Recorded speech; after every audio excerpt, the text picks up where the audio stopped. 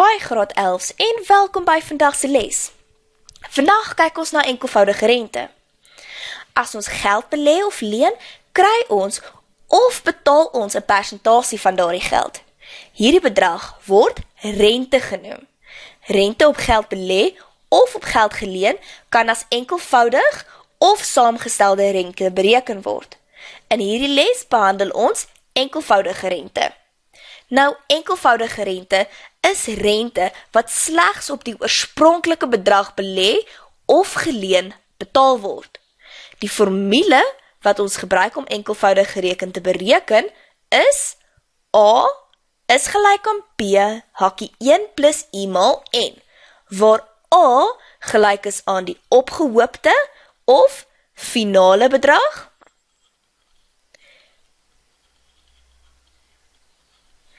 B gelyk is aan die kapitaal of aanvanklike bedrag,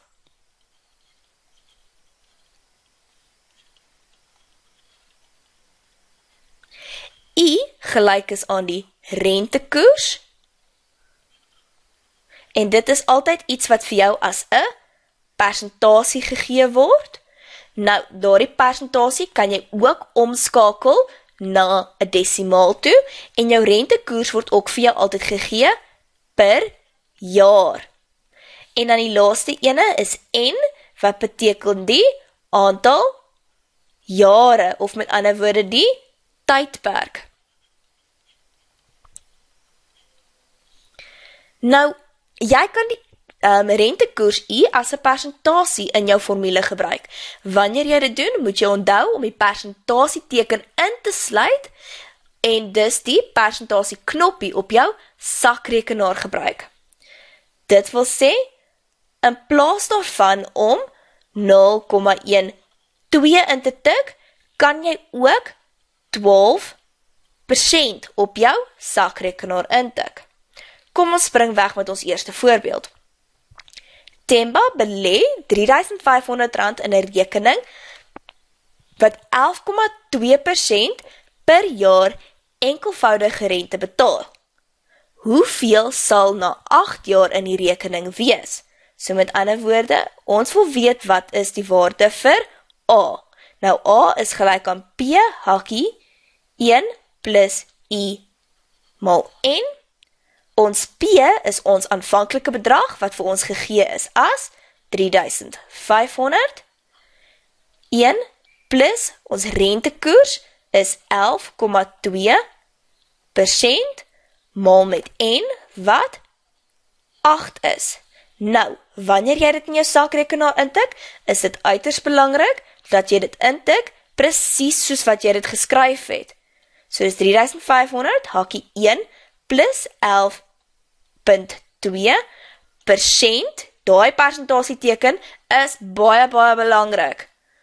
En dit gee vir my 'n waarde van R6,636.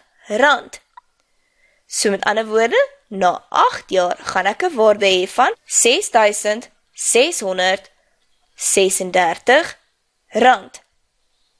Sy los die geld in die bank en voeg nog R5,200 by die rekening. As die rentekoers nou 9,8% per jaar is, enkelvoudige rente, hoeveel sal sy hê as sy dit vir nog 10 jaar belê? Nou ons weet, ons het reeds 'n bedrag van R6,636 in die rekening. So ons moet nou hierdie R5,200 bytel. So my waarde vir P sal nou wees daardie bedrag plus 5,200 wat gelyk is aan 11,836.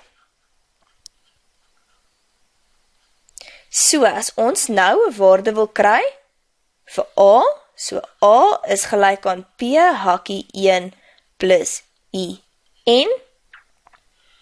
P is 11,836. 1 plus ons rentekoers is vir ons gegee as 9,8% vir 10 jaar. En dit gee vir my 'n waarde van 11,836 hakkie 1 plus 9,8 persent maal 10, sluit my hakkie, so na 10 jaar sal ek R23.435,28 hê, so is R23.435,28. Volgende voorbeeld.